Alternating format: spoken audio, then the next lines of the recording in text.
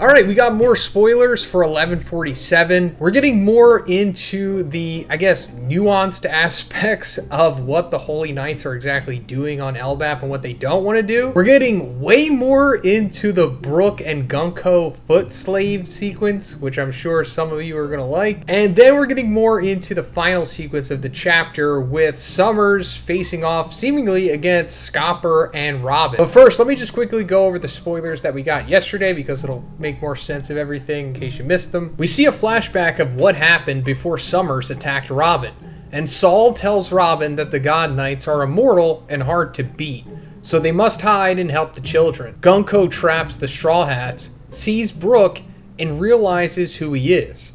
She puts her foot on him and demands he be her music slave, but he refuses because he's sworn allegiance to Luffy. Jinbei is trying to find a way to defeat Yonko. Summers announces that they now have 10 children, including Gaban's son.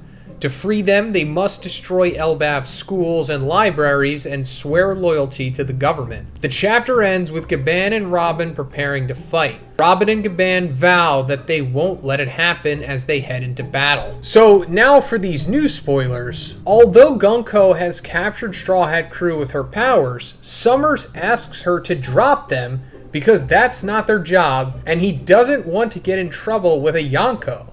So that totally makes sense, right? And I understand if Luffy doesn't really have the same type of aura of Yonko that the other ones had. Because, you know, before Luffy defeated Kaido, they were revered as being so powerful that you can't even mess with, like, their crew. You can't go into their territory or you'll just instantly die. Now, since Luffy has become a Yonko, it's not like a big deal like that anymore. I mean, even somebody like Lucci straight up said that he didn't recognize Luffy as a Yonko. I mean, I'm sure he's changed his mind on that after Egghead ended. But I like that Oda is trying to bring the narrative back to, yeah, Yonkos are pretty serious. Even though Luffy is, you know, all goofy and stuff, you still don't want to, like, just straight up mess with them. And I think another thing that adds to that is that outside of, like, the top 4 of the Straw Hats, the rest of the crew doesn't really scream like Yonko crew. You know what I mean? I'm not going to harp on the fact that they don't have hockey, but don't you think it would be weird, like, if before we found out that the Straw Hats were going to become Yonkos, if we heard that, like, another Yonko crew didn't have hockey, we'd be like, that's weird. They have to have some kind of powers that make up for it, and I guess they do, but it's still just, I guess, adds to why Yonko is kind of bullying them here. The conversation between Yonko and Brook is masterful. Yonko says, "Spend the remainder of your life making songs for me. Become my slave." Brook says, "My apologies, young lady, but ever since that day I have been given this second life by my captain, Straw Hat Luffy. I swore my loyalty to him." Yonko says, "What if I say that I will kill you if you turn down my offer?" Brook says, "Then I shall die.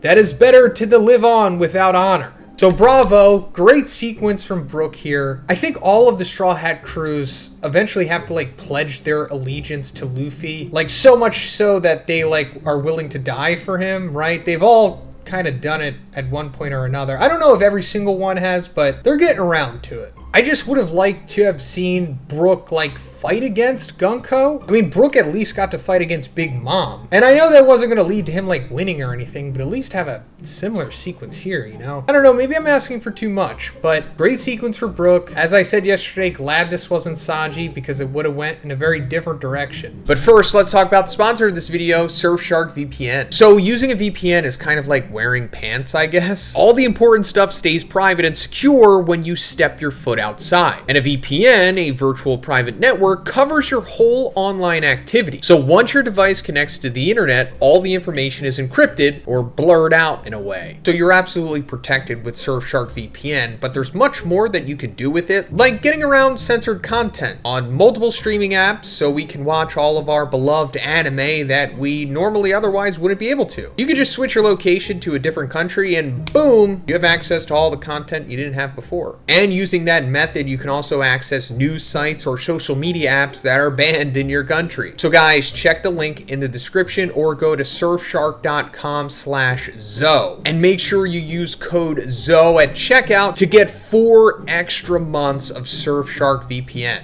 Thanks guys. In an amazing double page, the great Eric's ship crashes down because the giant warrior pirates face some dream monsters that look like their wives and are much bigger than them, and they become too scared to fight. Lol. Okay, this is funny. I guess it's because like the kids wrote down that they were afraid of their moms, which in turn is like these characters' wives. At the end of the chapter, we see Summers riding on a dragon/snake created with thorns. Gaban meets Ripley and she asks him to go rescue their son. So we see Gaban charging away to help Colin. And at the same time, we see that Robin is preparing to fight too. Robin and Gaban say, "We won't let them." Yeah, this is what we were talking about yesterday. However, we did not know about this sequence with Summers creating a dragon snake thing made out of thorns, which is probably going to look pretty cool. This is just like high-level devil fruit stuff, I guess. You could just do whatever you want with your devil fruit. It's fine, I'm not mad at it. I just want to see this fight actually go for it. Because if Gaban is actually going to fight Summers here, this has the makings for a pretty epic fight. But the fact that Robin is tagging along might mean that Summers isn't actually going to fight because of what he directly told Yonko. You know, drop them because he doesn't want to start trouble with the Yonko. That's not why they're there. They're there to kidnap the kids. So now that Robin is like coming into this, he might, I don't know, passively fight against them or something, or try to fend them off so that the kids can get away or something. But now that we have these characters here, just let them go at it. I mean, I'm not expecting much. You know, we're probably not going to get a fight to a conclusion or anything like that. But at least let's have a similar sequence to like Rayleigh going against Kizaru, right? That was fun for as brief as it was. Other than that, Scopper does have a big reason to fight Summers here since they are taking Colin. That's his son. So it's not like he's just going to let this fight go. He definitely is going to go after Summers and Yonko and Killingham, whoever he needs to get Colin back. But if they wind up successfully kidnapping Colin, then I wonder what Scopper is going to do at that point. I don't think he's going to die in this arc, but if he does, I wouldn't be mad at that. So if he just comes and goes, it's not like a big deal. Kind of like Vegapunk, I guess. Even though Vegapunk's probably still alive, like there is like that capsule that they brought from Egghead to Elbaf that they haven't opened yet, which probably has like a Vegapunk clone in it, like a Stella Vegapunk. But anyway, I digress. That's pretty much it for the spoilers. I don't know what the schedule for next week's spoilers are going to be because next week is Golden Week in Japan. It happens every year around this time. They kind of just take a week off from working. I don't know like the full logistics of the holiday, but I know that Jump, the magazine, is off. So either we're going to get like really early spoilers and then we're not going to have anything for 2 weeks after that, or we might not have anything next week. I don't know. It's kind of different every year, but I guess just subscribe,